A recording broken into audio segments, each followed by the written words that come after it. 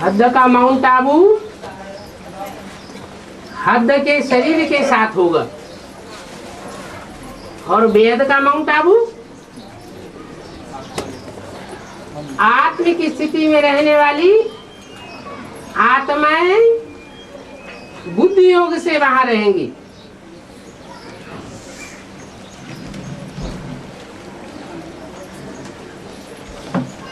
पहले आत्मा का सुधार,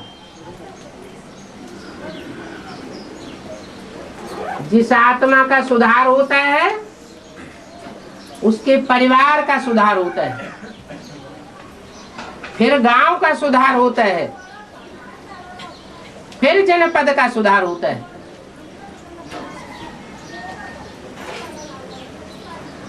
तो सुधार की शुरुआत कहां से होगी?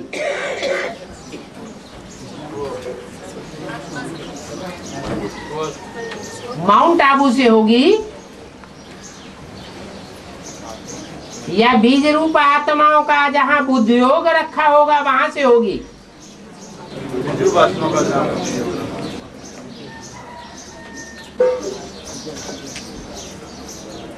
पहले घर का सुधार हो, फिर गांव परिवार का सुधार, ग्रामीण परिवार वो भी एक परिवार है। बाकी माउंट आबू वो तो महामधुबन है ही। अंतिम समय में सारी दुनिया की नजर आबू अब्बा के घर में होगी। बल वहां पहुंचेंगे नहीं, फिर भी उनकी बुद्धि में नजारा आवेगा, याद करेंगे। लेकिन वो बड़ी दुनिया की बात है, बाद में संपन्न होगी। पहले तो बीज रूप आत्माओं की दुनिया है। बाहर की दुनिया के लोग इतने गंदे भी नहीं बनते और इतने सुच्चे भी नहीं बनते। ये बीज रूप आत्माओं की दुनिया बहुत नीचे भी गिरती है और बहुत ऊंची भी उठती है। तो पुरानी दुनिया का विनाश, नई दुनिया की स्थापना की शुरुआत कहां से होगी? पहले तो छोटी दुनिया चाहिए, छोटे से संगठन की स्थापना होगी, तो ब्राह्मणों की दुनिया में विनाश भी होगा। जो विधर्मियों के छिलके वाली बीज रूप आत्माएं हैं वो पहले अनिश्चय बुद्धि बनेंगी, विनाश हो जाएगा। और जो अपने धर्म के, सनातन धर्म के पक्के हैं, सनातन धर्म की स्थापना करने वाले बाप को पहचानने वाले हैं, उनका बुद्धियोग स्थैर्य हो जाएगा। तो बुद्धियोग स्थैर्य हो जाने के लिए भी कोई स्थान चाहिए। जैसे व्यक्ति का महत्व है वैसे स्थान का भी महत्व है, परंतु प्रयास ऐसा होना चाहिए कि स्थान के आधार पर हमारी स्थिति न बने, हमारी स्थिति के आधार पर स्थान तैयार हो जावे। स्थिति चैतन्य आत्मा की बनती है और स्थान जड़ होता है। कौन ज्यादा पावरफुल है? चैतन्य आत्मा ज्यादा पावरफुल है। स्थान और समय को भी पलट सकती है। तो जो सनातन धर्म, देवी देवता धर्म की पक्की आत्माएं हैं, वो बाप के पक्के पक्के डायरेक्शन पर चल करके अपने को भी परिवर्तन करते हैं, अपने बाप के स्थान को भी परिवर्तन करते हैं और समय को भी परिवर्तन कर देते हैं। इसलिए अव्यक्तवाणी में बोला कि अब देखेंगे दुनिया के किस कोने से आवाज निकलती है, किस कोने से भगवान बाप प्रत्यक्ष होता है। हम तो जानते हैं कि भक्ति मार्ग में तो यूपी में ही भगवान का जन्म दिखाया गया है। जन्म माना प्रत्यक्षता रूपी जन्म, चाहे कृष्ण भगवान के रूप में, चाहे राम भगवान के रूप में और चाहे काशी विश्वनाथ शंकर के रूप में, चाहे अयोध्या हो, चाहे मथुरा हो, चाहे वाराणसी हो, प्रत्यक्षता रूपी जन्म का स्थान उत्तर भारत में ही दिखाते हैं। और उत्तर भारत के भी उस प्रदेश का नाम उत्तर प्रदेश रखते हैं। तो बुद्धियों की एकाग्रता चाहिए। जैसे माँ बाप अपने विदेश में दिए गए हुए बच्चे को याद करते हैं, तो विदेश में अपने बच्चे के साथ साथ कोई न कोई स्थान को भी मर्ज कर लेते हैं। व्यक्ति के साथ साथ स्थान की भी विशेषता हो जाती है। तो व्यक्ति, स्थान, स्थिति और समय सब की एकाग्रता चाहिए। माउंट आबू से 500-700 करोड़ की दुनिया में वाइब्रेशन फैलेंगी, और जो बीज रूप आत्माओं की दुनिया है उसमें वाइब्रेशन कहाँ से फैलेंगे?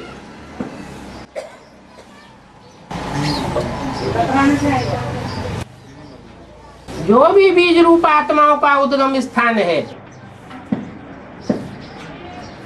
जहाँ से टाइटल मिलते हैं भक्ति मार्ग में बड़े बड़े गुरुओं को, श्री श्री 108, श्री श्री 1008, वो कहाँ की यादगार है? बनारस। इस संगम युग के वर्तमान समय की यादगार है, पुरुषार्थ की यादगार है। तो ब्राड मिनी मधुवन भी है, महामधुवन, और फिर मिनी मधुवन भी है। मिनी माना छोटा।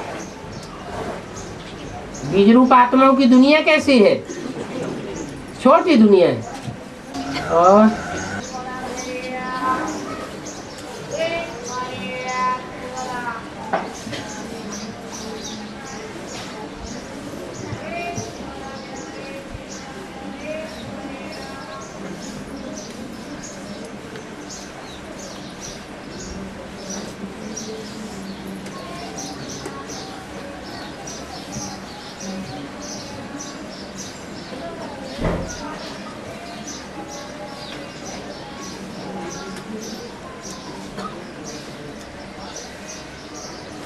कोई बाबा को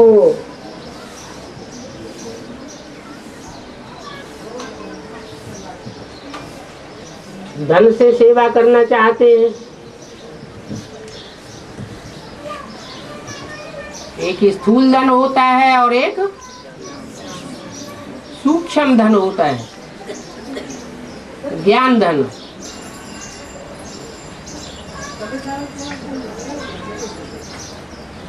तो बाबा किस संबंध से स्थूल धन लेवेंगे या सूक्ष्म धन लेवेंगे?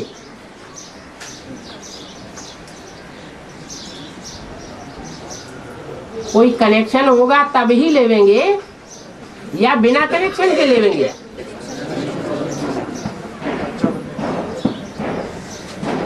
बाप होता है, बच्चा बड़ा हो जाता है, कमाई करता है, बाप को बच्चा भेजता है तो बाप लेता है। बच्चा बनाना संबंध है ना, तो लेता है।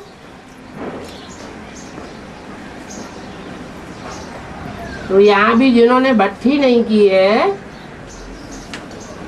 बाप के घर के भांति ही नहीं बने हैं, उन्हें स्थूल धन या सूक्ष्म धन देने की दरकार ही नहीं है। उनका मनन चिंतन मंथन भी अपने तरीके का होगा।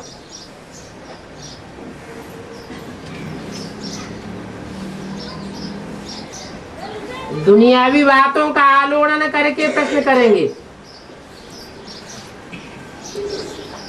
तो उनका समाधान क्या दिया जाएगा?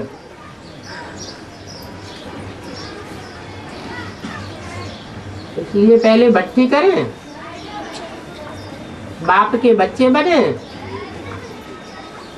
फिर मनन चिंतन मंथन करके प्रश्न करें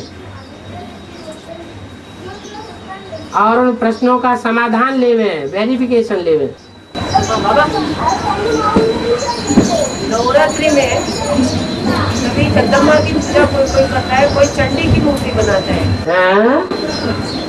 अभी आते आते बस में से देखा, हाँ? कहीं कहीं जगदम्बा की मूर्ति है, हाँ? और इधर थाने में चंडी की काली मूर्ति बनाई थी। हाँ जी। ऐसे अलग अलग क्यों पूजा होता है? हाँ, कोई गौरी की पूजा करते हैं, कोई काली की पूजा करते हैं। नवरात्रि क्यों सेलिब्रेट होती है? तो जो काली की पूजा करते हैं वो काले कर्म करने वाले ज्यादा होंगे। चंडिका देवी की पूजा होती है ना, और जो गोरे कर्म करने वाले हैं वो गौरी की पूजा करेंगे। बीच में फिर और भी नंबरवार देवियां हैं, 9 देवियां हैं ना, 9 धर्मों से कनेक्टेड है ना, सभी धर्म नंबरवार है ना, कि एक ही जैसे है? नंबरवार है।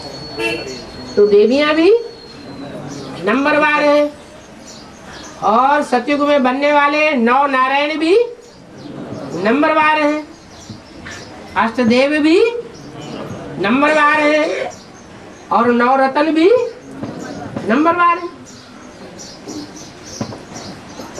आपको कौन सा अच्छा लगता है? हैं? क्या अच्छा लगता है? गोरा अच्छा लगता है।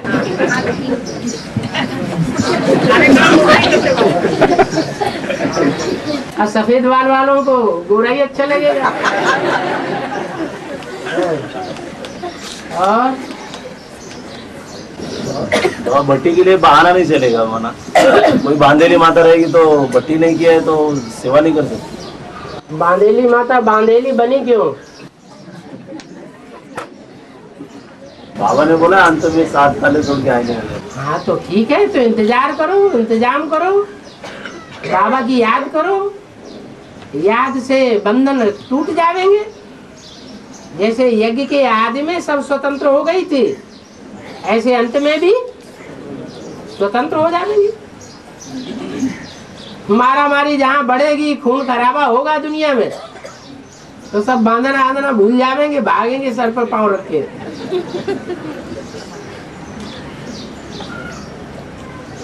और बाबा, खुला खेल फरुखाबादी कहाँ का गए? खुला खेल फरुखाबादी, खुला खेल फरुखाबादी दुनिया में खेल खेलते हैं।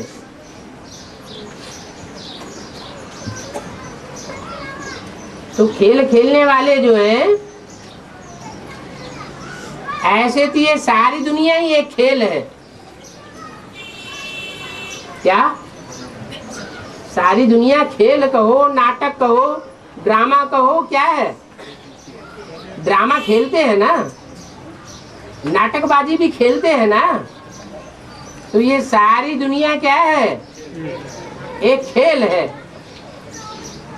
उस खेल में देवताएं भी खेल खेलते हैं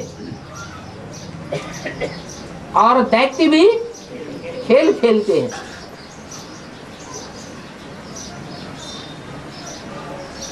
जो विषयी लोग हैं वो भी खेल खेलते हैं, जिससे दुनिया का नाम पड़ता है वैश्यालय।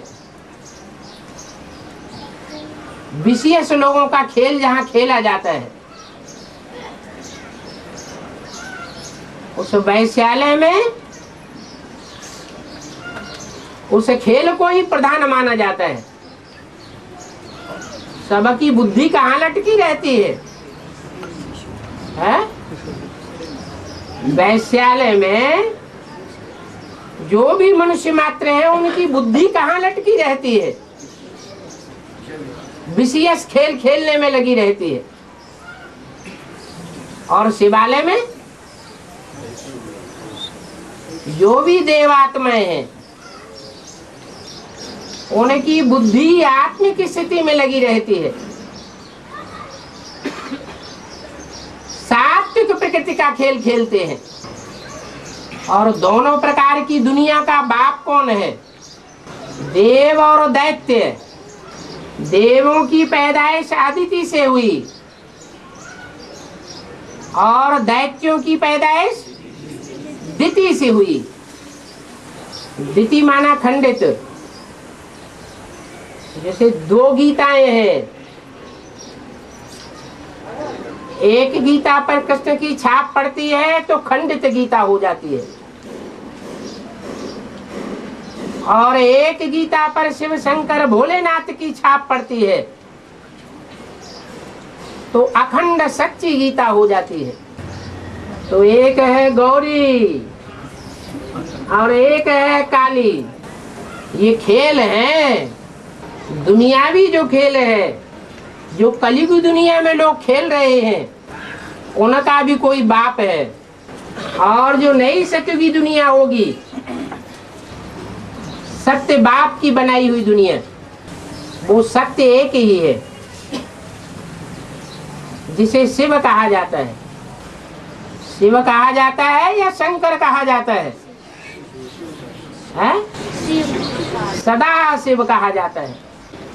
तो जो शिव आकर के खेल खिलाता है, हमसे प्रैक्टिस कराता है, वो खेल खेलने में प्रैक्टाइज्ड सबसे जास्ती कौन बनते हैं? पक्का खेल खेलने वाले। अरे कोई 100% अच्छा खेल खेलते हैं श्रीमत के अनुसार हैं?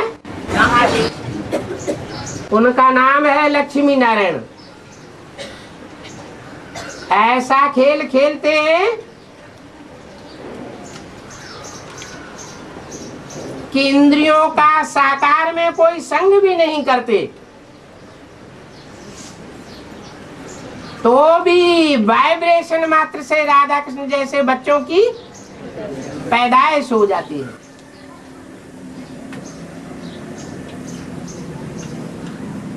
हैं वही विश्व के पिता, जो ऐसी सतयुगी दुनिया की स्थापना करने का खेल खेलते हैं। और वही विश्व पिता है जिसे राम कहा जाता है, जिसके लिए बोला है राम सो क्या बनता है?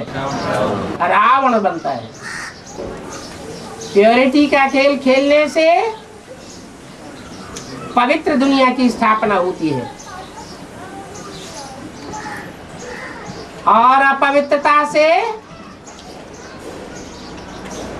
अपवित्र दुनिया की स्थापना हो जाती है। अति चाहिए, अति होगी तो अपवित्र दुनिया का अंत हो जाएगा। इसलिए कहा जाता है खुला खेल फरुक्काबादी।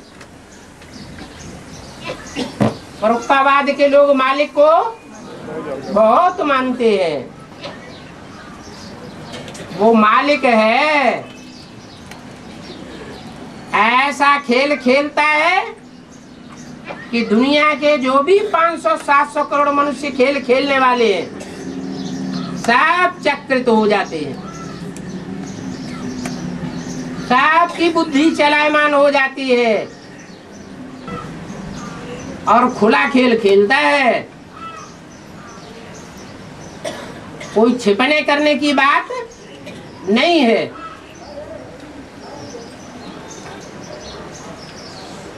इसलिए बोला जाता है खुला खेल फरुक्काबादी। नई दुनिया में जो गुप्तता रखी है, ये क्यों है? नई दुनिया के लिए? हाँ, नई दुनिया के लिए जो गुप्तता है, क्या गुप्तता? यानी अभी नया संगठन वाणी में बोला है कि वहाँ कोई आना जाना करते हो, हाँ जी। कोई जाता है कोई नहीं जाता है। हाँ, असुर नहीं जाते हैं। नहीं, सबको पूछने का हक तो है। असुर नहीं जा सकते, और जो देव बनते हैं वो जा सकते हैं। नई दुनिया जो स्थापन होगी वो थोड़ों की होगी या 500 करोड़ की होगी? कौन जावेंगे? भगवान के सिलेक्ट किए हुए जावेंगे या सारे ही जावेंगे? जो दूसरे दूसरे धर्म पिताएं जिन्हें सिलेक्ट करते हैं वो भी जावेंगे क्या? नहीं जावेंगे।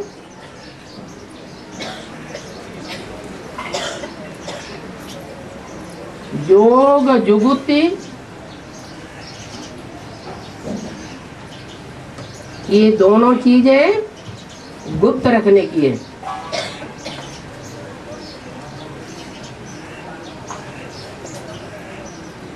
तपस्या भी गुप्त रखनी चाहिए।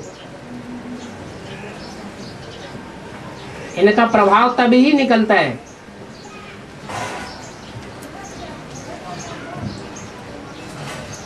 और घरनहार और करावनहार। हाँ जी। घरनहार में तो ब्रह्मा बाबा करके कुछ दिखाते थे। हाँ जी, दूसरे से अपेक्षा नहीं करते कि तुम करो या न करो, बच्चे करें या न करें। बच्चों को नहीं देखते, लेकिन खुद करके दिखाया। तो करावनहार वो कब से शुरू करने वाले? धर्मराज भूल गया है? पूछा है अव्यक्त वाणी में। अपनी अव्यक्त स्टेज, फरिश्ताई स्टेज कब बनावेंगे? चीफ जस्टिस को बुलावेंगे क्या?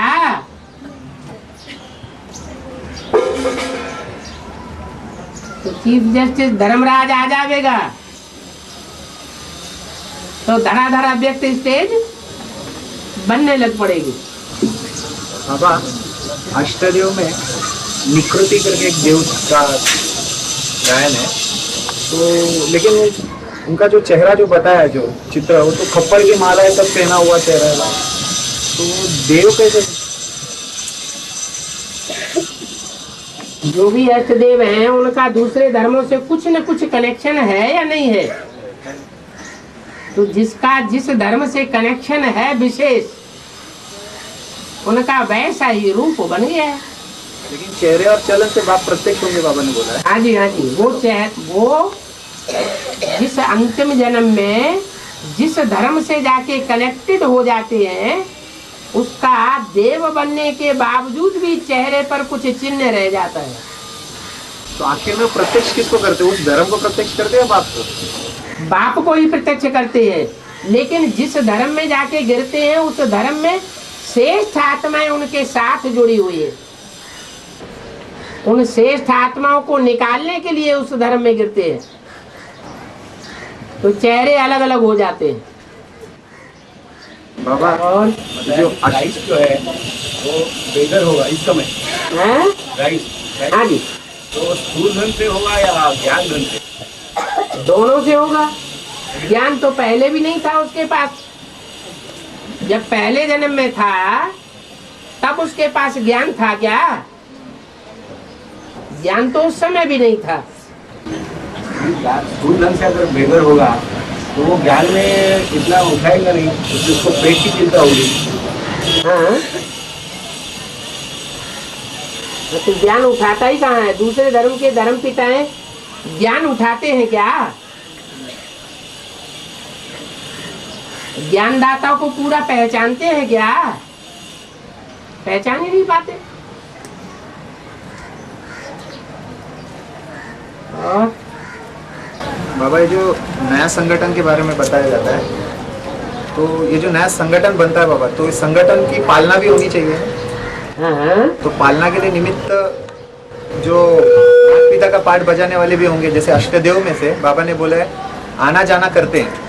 माता पिता वाली बात तो बुद्धि में भरी हुई है जुगल जोड़ी के हिसाब से। युगल जोड़ी की नहीं बाबा, भाई बहन ही। हाँ जी, जो माता पिता जो होते हैं, अगर परिवार में नहीं भी होते हैं तो जो बड़े भाई या बड़ी बहन होती है, उस बड़े भाई को भी बाप समान कहा जाता है, जिम्मेवारी उठाते। और बड़ी बहन को भी माता समान कहा जाता है।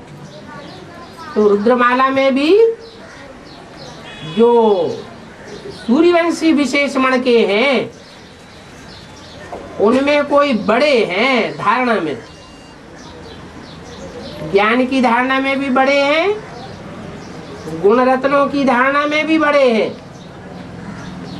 और शक्ति की धारणा में भी, शक्तियों की धारणा में भी बड़े हैं।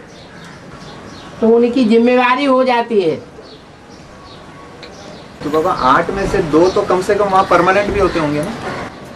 कोई जरूरी नहीं है। पालना करने के लिए, परिवार की पालना करने के लिए सिर्फ माँ ही काफी है, या बाप को घर में रहना जरूरी है? माँ ही काफी है। क्योंकि बाबा ने मुरली में बोला 2 पत्ते से और 2 पत्ते निकले। वो बात ठीक है, बुद्धियोग की बात है। जब लक्ष्मी नारायण जो है वो बुद्धियोग से जुड़े हुए होंगे या शरीर की कर्मेंद्रियों से जुड़े हुए होंगे? बुद्धियोग से जुड़े हुए होते हैं, तो उनके भी जो बीज होंगे, रुद्रमाला में तो सबके बीज है ना, तो लक्ष्मी नारायण के भी जो बीज होंगे उनकी बुद्धियोग की विशेषता होगी या शरीर से साथ रहने की विशेषता होगी? बुद्धियोग की होगी। बाबा, पाप का मीनिंग है पवित्रता। है? पाप पाप हाँ, पाप का मीनिंग है पवित्रता। पास माने नियर। पाकिस्तान पाक साफ। हाँ, हाँ। पाप का मीनिंग है पवित्रता। हाँ, तो पाकिस्तान में फिर इस्लाम धर्म का ये है ना मान्यता है, हाँ। तो वो कैसे? इस्लाम धर्म तो इतना पवित्र तो नहीं है। वो इसलिए कहते हैं कि हिंदुस्तान में तो चोरी छिपे व्यभिचार होता है, और मुस्लिम धर्मों में चोरी छिपे व्यभिचार करने की कोई भी गुंजाइश नहीं छोड़ी है, हाथ पांव काट देते हैं। इस्लामी कंट्रीज में इतने सख्त नियम है, जो भी करना है खुलेआम निकाह करो, और जो खेल खेलना हो सो खेलो। ये चोरी छिपे का भ्रष्टाचार वहां नहीं चलता है। और भारत में पत्नी को कुछ नहीं बताएंगे, और सारे धंधे काले धंधे करते रहेंगे। पत्नियां भी ऐसी है, जिनको बाबा ने बोला सूपन खाए पूतन है। तो कौन पाक हुआ, कौन साफ हुआ, कौन नापाक हुआ? बाबा आज मुरली में बोला कि एक ही घर में पति हंस बनता है, तो पत्नी जो है सपोर्ट नहीं करती, बगुले बनते हैं। तो हंस तो मोती चुनने वाला होता है। हाँ जी। और बगुले जो है गंद फैलाने वाली मछलियाँ खाते हैं। बाबा एक ही घर में बोला है, तो ये कौन सा घर? एक ही शरीर रूपी घर? अरे ब्राह्मण परिवार की बात बताई बाबा, लेकिन जो निमित्त जो नंबर 1 का होगा हंस, नंबर 1 की बगुला, उनको कंपटीशन में रहेगी ना बाबा? वो दोनों तरह की बातें बाबा ने तो एक मिसाल दिया कि कोई घर में पत्नी चलती है और कोई घर में पति ज्ञान में चलता है। पति हंस बन करके ज्ञान के मोती चुंगता है और पत्नी बगुला बन जाती है। और कोई घर में उल्टा हो जाता है। तो मिसाल दिया। लेकिन टैली करने के हिसाब से टैली भले हर बात को करें, लेकिन कोई भी बात व्यक्तिगत नहीं उठानी चाहिए। व्यक्तिगत बात को पकड़ने से उसका दोष आ जाता है आत्मा के ऊपर।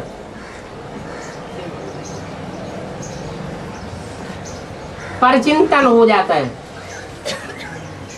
परचिंतन पतन की जड़ बन जाती है।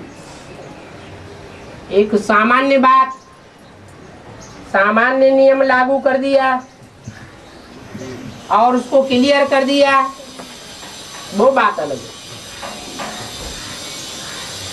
और पांडवों के लिए बोला है, पांडवों के लिए बोला है कि ये पृथ्वी के 3 पैर उसको मिलते भी नहीं है, तो वो बाबा क्या होता है?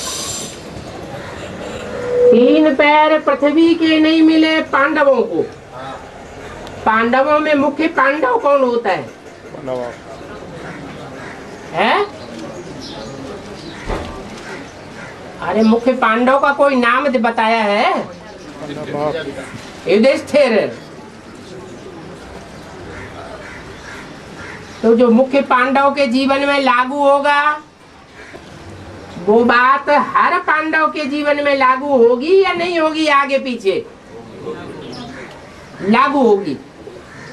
तो मुख्य पांडव, उसको 3 पैर पृथ्वी अभी तक ऐसी मिली है जहां कोई किसी प्रकार का इंटरफियर न कर सके, कोई उंगली ना उठा सके। तुमने ऐसा क्यों बोला, ऐसा क्यों किया? मुख्य पांडव को अभी तक ऐसी पृथ्वी मिली, मिनी मधुवन तो खुल गए, रहने वाले उसमें रहने भी लगे, महलमाड़ियां अटारियां बड़ी अच्छी अच्छी बन गई।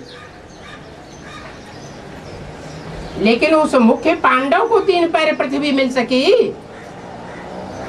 अब जब स्वतंत्र रूप से ऐसी 3 पैर पृथ्वी ही नहीं मिली तो गायन तो हो गई। एक से शुरुआत होती है, फिर जैसे जैसे प्रत्यक्षता होती जाएगी और पांडव भी खुलते जाएंगे, तो एक पांडव की बात नहीं रहेगी। तब गायन होगा पांडवों को 3 पैर पृथ्वी के भी इस सारी सृष्टि में नहीं मिले और बाप आकर उनको विश्व का मालिक बनाए देते हैं। और अब संगम युग 100 साल बताया हुआ, तो सन 36 से लेकर के 69 तक ब्रह्मा का 33 साल हो जाता है। उसके बाद दूसरी मूर्ति का पाठ 76 से 77 से लेकर के 76 से अगर जोड़ेंगे तो बीच के 8 साल कहाँ चले जाएंगे? वही 36 से ब्रह्मा अगर शुरू हुआ तो ब्रह्मा की प्रत्यक्षता तो तभी होगी जबकि ब्रह्मा में मुरली चलाई जाए। 36 से मुरली चलाई गई या 47 से मुरली चलाई गई, तो वो 10 साल किस खाते में गए? वो ऐड नहीं करेंगे। उस समय ब्रह्मा था या नहीं था? ब्रह्मा तो था ही। ब्रह्मा था। तो ऐसे ही शंकर की पाठधारी आत्मा सन 76 से पहले 8 साल थी या नहीं थी? थी, तो गिनेंगे नहीं। हर मूर्ति के पहले वो 8 साल 6 साल अगर निकालते चले जाएंगे जिनमें उसकी प्रत्यक्षता नहीं हुई, गुप्त होकर के पाठ बजाया, तो 100 साल कैसे पूरे होंगे? वो 30-33 साल एक मूर्ति को कैसे देंगे? हाँ जी, इसलिए ब्रह्मा के 33 साल जब तक वो मूर्ति रही, 36 से लेकर के 68 तक, ऐसे ही 69 से लेकर के जब तक वो मूर्ति ब्राह्मणों की दुनिया में प्रत्यक्ष रही तब तक वो 33 साल। अब ये बात दूसरी है कि अभी 2-4 साल पहले अव्यक्तवाणी में बोला कि बाप दादा दुनिया वालों की नजरों से ओझल हो गए और बच्चों के सामने प्रत्यक्ष हो गए। तो हो सकता है कि जो छोटी दुनिया बने, उस छोटी दुनिया में जो छोटा सा संगठन हो उसके सामने प्रत्यक्ष रहे और बाकी बच्चों के सामने भी गुप्त हो जाए। जैसे अव्यक्त वाणी में बोला, अगर अभी भी क्रोध करते रहेंगे तो बाप दादा मिलना जुलना बंद कर देंगे। तो 30-33 साल ब्रह्मा के, ऐसे ही 30-33 साल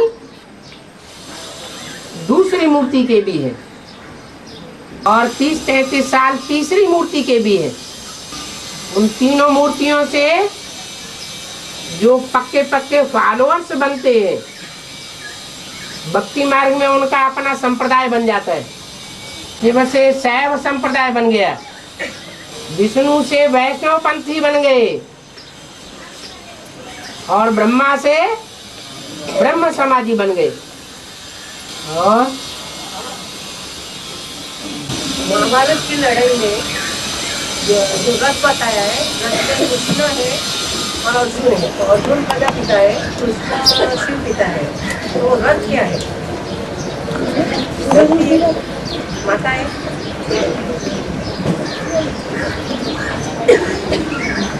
अर्जुन रथ है, अर्जुन प्रजापिता है, कृष्ण शिव पिता है। और तो रथ क्या चीज?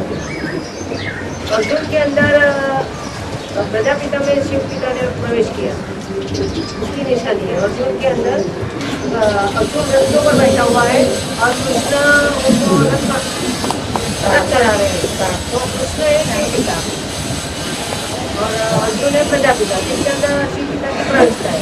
कृष्ण है शिव पिता, यानी अर्जुन के रथ एडवांस पार्टी में कृष्ण पिता है।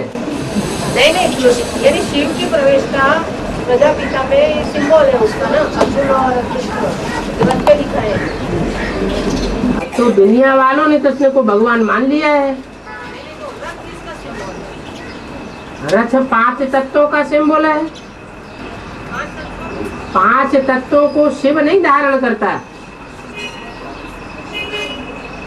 वो सिर्फ उसे कंट्रोल करता है। हाँ जी बाबा, तो तीसरी मूर्ति प्रत्यक्ष मूर्ति कभी पालना होगी क्या?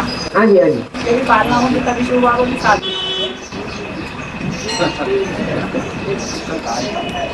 मूर्ति शिव कहा जाता है कि एक मूर्ति 2 मूर्ति शिव कहा जाता है, हैं? त्रिमूर्ति शिव कहा जाता है। तो तीनों मूर्तियों का काम इकट्ठा है ना। अगर इकट्ठा नहीं होगा तो नई दुनिया भी नहीं बनेगी। ब्रह्मा के द्वारा वाणी चला रहे थे तो उस समय तीनों मूर्तियां थी क्या? नहीं थी। ऐसे ही दूसरी मूर्ति में जब पाठ बजाते हैं तो तीसरी मूर्ति नदारद होती है। तो नई दुनिया का सवाल ही नहीं। ऐसे ही जब तीनों मूर्तियां इकट्ठी हो जाएं, तब कहा जाएगा त्रिमूर्ति शिव भगवानवाद। तीनों की एक भाषा हो जाएगी। ब्रह्मा सो क्या हो जाएगा? विष्णु हो जाएगा। ब्रह्मा जब विष्णु हो जाएगा तो शिव की बात मानेगा या नहीं मानेगा? शिव का कहना है गीता का भगवान शिव, गीता का भगवान कृष्ण नहीं है, तो मानना पड़ेगा ना। तो तीनों मूर्तियों की एक भाषा होनी चाहिए, तब कहेंगे सत्य युग। एक मूर्ति एक बात बोले और दूसरी मूर्ति दूसरी बात बोले और उसके फॉलोअर्स भी दूसरे प्रकार की बात बोले, और तीसरी मूर्ति और उसके फॉलोअर्स तीसरी प्रकार की बात बोले, तो 3 बातों से तिवाटा बन जाएगा।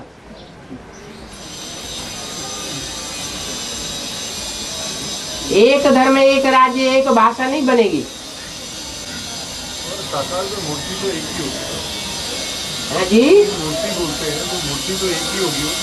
हाँ, कौन सी मूर्ति एक होगी? ब्रह्मा विष्णु शंकर की 3 अलग मूर्त, हाँ मूर्त अलग होगी। हैं? मूर्त अलग होगी कि एक ही मूर्त के अंदर इन तीनों आगे चलेंगे? कुछ स्थापना का अच्छा पार्ट बजाते हैं, कोई पालना का अच्छा पार्ट बजाते हैं, और कोई विनाश का अच्छा पार्ट बजाते हैं। तो पार्ट बजाने वाले एक ही मूर्ति वाले होंगे या अलग अलग होंगे?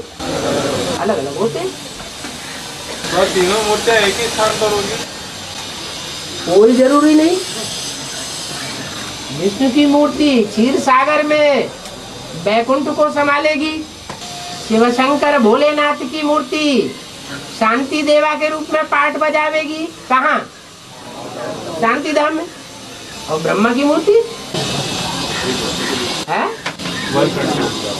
नीचे की मूर्ति है ना, इस संसार की मूर्ति है ना, तो वो तो मनुष्य है, मानवीय दुनिया में रहे, उसका अस्तित्व होता है। हाँ, बताया कि चाहे तो बाप दादा वापस जा सकते हैं। हाँ जी, लेकिन बच्चों के लिए रुके हैं। बाप दादा वापस जा सकते हैं, लेकिन भी लगा हुआ है। लेकिन दादा तो अभी संपूर्ण नहीं है ना, है स्टूडेंट है। पार्टधारी तो है, बाप और दादा दोनों पार्टधारी तो हैं। तो जो पार्टधारी हैं उन्हें अपने पार्ट तो प्ले करने हैं। बाप दादा अलग अलग हैं या एक है? कंबाइंड है ना,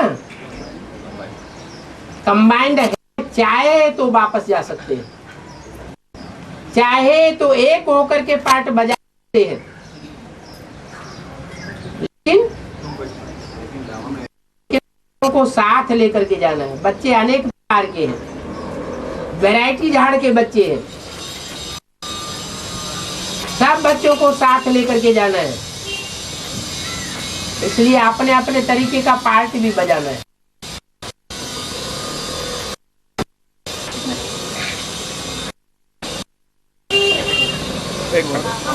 हाँ जी, बाबा ने एक मूवी में कहा है कि 2036 में तब सुप्रीम सोल इस सृष्टि पर रहता है, लेकिन अभी तो बाबा ने कहा कि 2014 तक कृष्ण को जन्म देने के बाद शिव बाप इस दुनिया में नहीं रहता है, वो तनधारी साथी हो जाता है। ये बात कैसे उनका? किनका साथी हो जाता है और किन के लिए नहीं रहता है, ये बात तो नहीं बताई। जो नई दुनिया के भांति बन जाते हैं उनका साथी हो जाता है, और जो नई दुनिया के भांति नहीं बनते हैं उनको साथ लेकर नहीं जाएगा क्या? सूक्ष्म वतन उस समय खलास हो जाएगा क्या? जो भी शरीर छोड़ते जाएंगे अकाले मौत में, वो सब सूक्ष्म वतन में इकट्ठे होते रहेंगे, और बाहर की दुनिया में रावण राज्य गहराता जाएगा, दुनिया का वातावरण विकराल होता जाएगा। इसलिए बोला है अभी तो दुखों के पहाड़ गिरने हैं। एक पत्थर गिरता है तो चकनाचूर हो जाते हैं। अभी तो बहुत शांति का पीरियड चल रहा है, इतनी कोई प्रकार की अशांति नहीं है। आराम से खाने को मिलता है, आराम से पहनने को मिलता है, आराम से मकान मिलता है, तो भी चिल्लाते रहते हैं।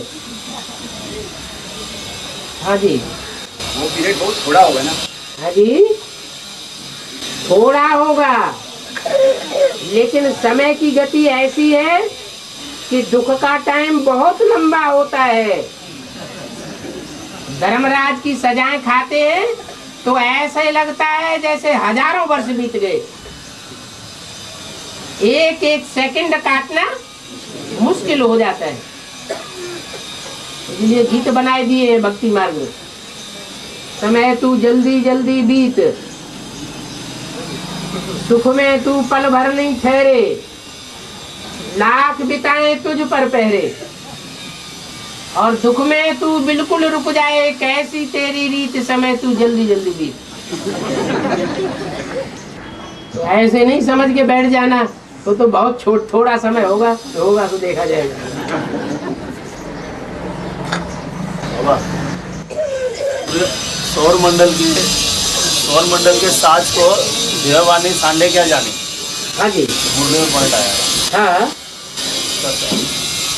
सौर मंडल में सितारे होते हैं ना, सितारे तो चमकने वाले होते हैं, ज्ञान की रोशनी की चमक मारने वाले होते हैं।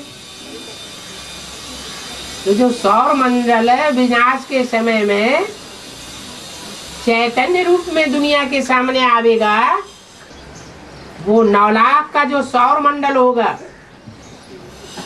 उसके साज को 9 लाख के अलावा जो कोई 500 करोड़ होंगे वो उतना समझ नहीं सकेंगे, क्योंकि देह अभिमान रह गया।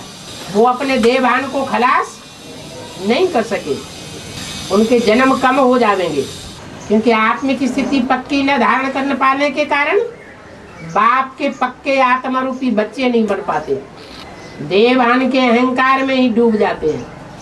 इसलिए भक्ति मार्ग में उनको कब्र में दबाया जाता है, कब्रस्तान, देह अभिमान की मिट्टी में दबाया जाता है अंत समय में। और जो पक्के आत्माभिमानी बनते हैं वो अपने देह भान को योगाग्नि में पूरा जला देते हैं, भस्म कर देते हैं। इसलिए परंपरा बनी हुई है, भारतवासी अंत समय में जलाते हैं और विदेशी विधर्मी जमीन में गाड़ देते हैं। शिवाजी की बात है, ये ब्राह्मण महाराष्ट्र के जितने हैं वो शिवाजी को मानने के लिए तैयार नहीं, राज्याभिषेक नहीं कराते हैं। राज्याभिषेक जो है उसको नहीं कराते, तो उसके लिए ब्राह्मण मंगाते वाराणसी काशी से ब्राह्मण मंगाना पड़ता है। एक ब्राह्मण मंगाते हैं, वहाँ से लाने के लिए उधर जाते हैं काशी। तो गागा भट्ट करके नाम है उनका, गागा भट्ट करके नाम है उनको। तो उनका देवग्रहण गला के फिर यहाँ लाए रहता, फिर राज्याभिषेक करा। राज्याभिषेक कराने के लिए वाराणसी से बुलाते हैं। यहाँ के ब्राह्मण लोग विरोध करते हैं। यहाँ के ब्राह्मण मानते स्थानीय ब्राह्मण लोग विरोध करते हैं। अच्छा, यहाँ के ब्राह्मण विरोध करते हैं, जो वहाँ से मंगाना पड़ता है। उसका नाम गागा भट्ट। शिवाजी को मान्यता नहीं देते ब्राह्मण लोग। तो यहाँ के ब्राह्मण खुद भी तो अपने को मान्यता नहीं देते, तब तो बनारस से बुलाते हैं।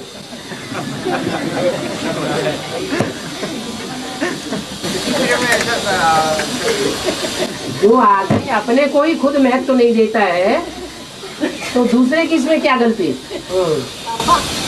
बाबा और एक चक्र में लिखा है, बाबा चक्र में लिखा है कि अब भगवान शिव कहते हैं, यह बात सबकी है कि ब्रह्मा के तन में शिव आता है तब लागू हो जाती है या 1976 से लागू हो जाती है। सृष्टि चक्र में लिखा है ना, लिखा है कि अब भगवान शिव कहते हैं, यह बात कब की है, ब्रह्मा के तन में शिव आता है तब लागू हो जाती है या 1976 से लागू हो जाती है।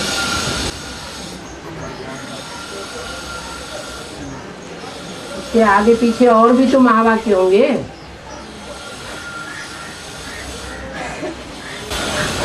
अब भगवान बोलते हैं ना, शिव भगवान वाच्य कहते हैं ना, शिव भगवान वाच्य। और वो सृष्टि चक्र में लिखा है ना, शिव भगवान वाच्य। हाँ, यह बात कब की है, यानी कब कहा है, कब की है, सृष्टि चक्र में लिखा है। तो ब्रह्मा के तन में जब शिव आता है तब की बात है, तब की बात है या 1976 की बात है? ब्रह्मा के तन में आता है तो भगवान होता है, भगवान के रूप में पाठ बजाता है। जब ब्रह्मा के तन में होता है तब भगवान के रूप में पाठ बजाता है या 76 से भगवान के रूप में पाठ बजाता है? ब्रह्मा को भगवान कहा ही नहीं जाता। ब्रह्मा को अगर भगवान मान लिया जाता हो तो फिर ब्रह्मा की मूर्तियां बनाई जाएं भक्ति मार्ग में, ब्रह्मा के मंदिर बनाए जाएं भक्ति मार्ग में, और ब्रह्मा की भक्ति मार्ग में पूजा भी होनी चाहिए। लेकिन न पूजा होती है, न मूर्ति बनाई जाती है, न मंदिर बनाए जाते हैं यादगार। यादगार किसकी बनाई जाएगी? जिसने काम को पूरा किया होगा, संपन्न किया होगा, उसकी यादगार बनाई जाएगी, या जो काम अधूरा छोड़ करके चला जाए उसकी यादगार बनाई जाएगी? यादगार तो संपन्नता की मनाई जाती है। कराची में जो स्वर्ग का मॉडल बना उसका पीरियड कितना था? हैं? कितना समय? हाँ 47 से बना हुआ है। हाँ जी, हाँ जी। और मुरली तो 47 से चली आई हाँ और 47 में बंटवारा हुआ। हाँ तो मतलब वो स्वर्ग का मॉडल का पीरियड कितना बना, कितना समय चला? 3-4 साल। हाँ बाबा, और एक भी पावरफुल संगठन तैयार हो जाने पर एक दूसरे को खींचकर 108 की माला तैयार हो जाएगी बाबा। 108 की माला का संगठन एक हो जाएगा। माने अलग अलग संगठन है, उनमें जो सबसे ज्यादा पावरफुल संगठन होगा वो अपनी यूनिटी तैयार कर लेगा। प्योरिटी के आधार पर यूनिटी तैयार होती है। बाबा, लेकिन पिछली बार बताया था कि सूर्यवंशी और चंद्रवंशी ये जो दो पावरफुल ग्रुप है, इनमें से प्योरिटी ज्यादा चंद्रवंशी में।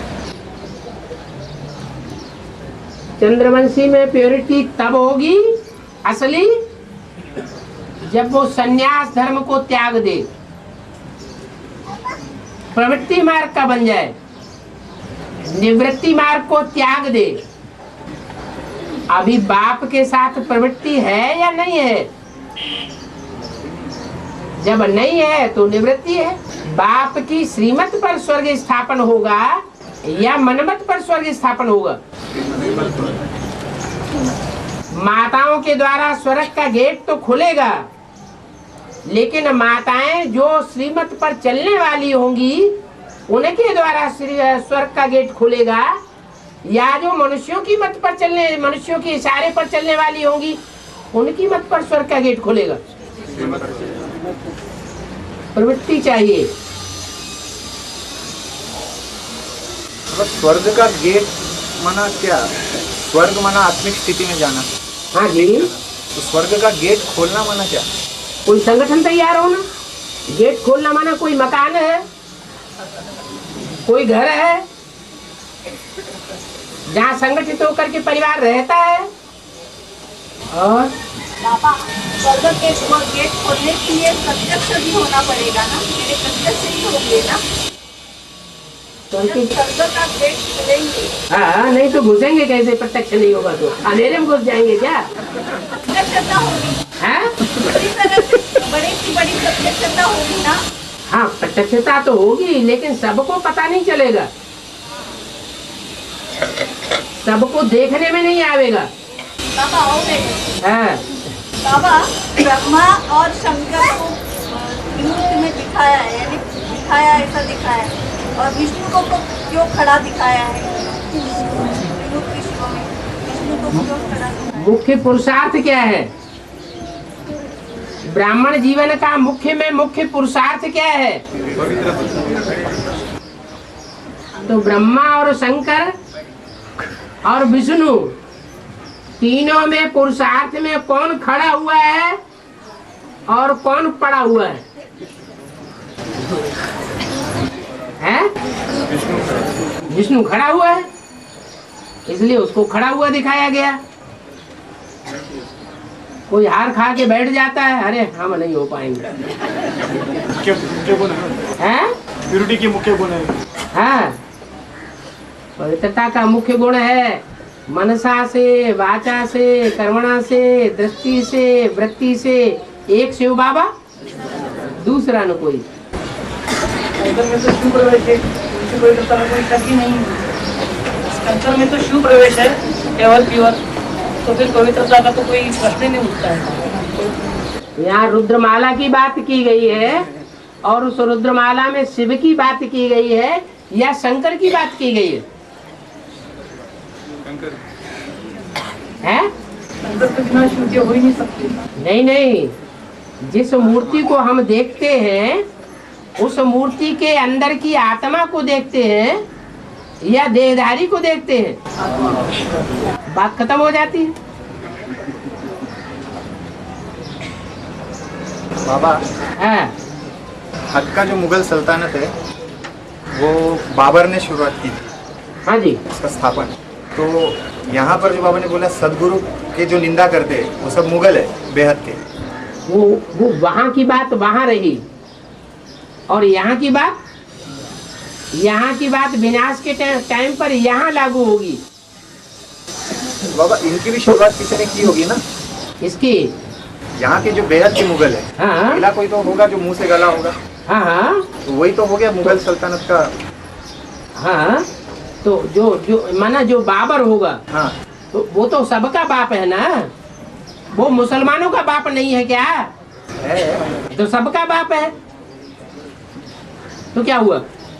लेकिन बाबा सदगुरु के निंदक में कैसे जाएगा? सदगुरु का निंदक माने एक शिव जिसकी मत है उसकी बरखिलाफी करने वाला न हो। शिव की जो मत है उस शिव की मत की बरखिलाफी करने वाला न हो। औरों की तो बरखिलाफत करेगा ना, सारी दुनिया झूठी है। क्या हिंदू, क्या मुसलमान, क्या सिख, क्या ईसाई,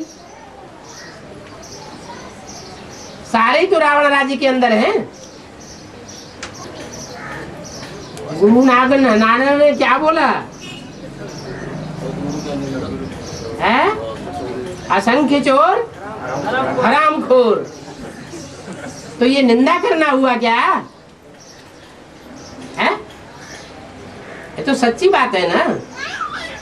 एक शिव की महिमा करना और बाकी सबकी ग्लानि करना तो झूठी बात है क्या? ये बताया जाए कि एक शिव है सदगति दाता और बाकी सब है दुर्गति दाता। तो बाकी सब कहें ये तो हमारी निंदा करते हैं, तो निंदा है या सच्चाई है? सच्चाई है। निंदक का घर जो है वो बाजू में होना चाहिए, ऐसा मराठी में कहते हैं। हाँ हाँ, निंदक नियरे राखिए। तो शिव बाबा ने ब्रह्मा को, शंकर को अपने पास में ही रखा हुआ है ना, है? बाबा जो ब्रह्मा के बुद्धि में जो गांठ बाबा ने बताई है, तो गांठ का ऑपरेशन जब तक नहीं होता है तब तक। ब्रह्मा की बुद्धि में गांठ? हाँ, ब्रह्मा के बुद्धि में गांठ। हाँ, वो 63 जन्मों की जो बात बुद्धि में बैठी हुई है, जो मान मर्तबा कृष्ण की आत्मा को मिला है 63 जन्म, वो मान मर्तबा किसी और आत्मा को नहीं मिला है। इसलिए वो बात उनकी बुद्धि में से जल्दी नहीं निकलती है। राम वाली आत्मा को भी मिला है? राम वाली आत्मा को मिला, क्या मिला? मिलना चाहिए। गीता का भगवान राम मान मर्तबा 63 जन्मों में कृष्ण के मुकाबले। राम की आत्मा को 63 जन्म के मुकाबले राम की आत्मा को तो कम ही मिला। वो बाप है ना, राम बाप है ना। हाँ, तो बाप अपने को आगे करता है क्या मान मर्तबा लेने में? बच्चे को आगे बाप बच्चों को आगे करता है या अपने को आगे करता है? है? सिर्फ नाम चलता है।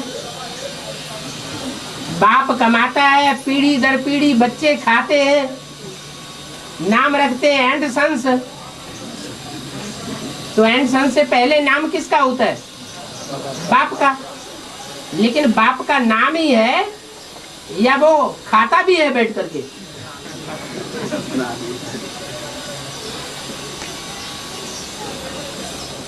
और आपको तो त्यागी दिखाते हैं।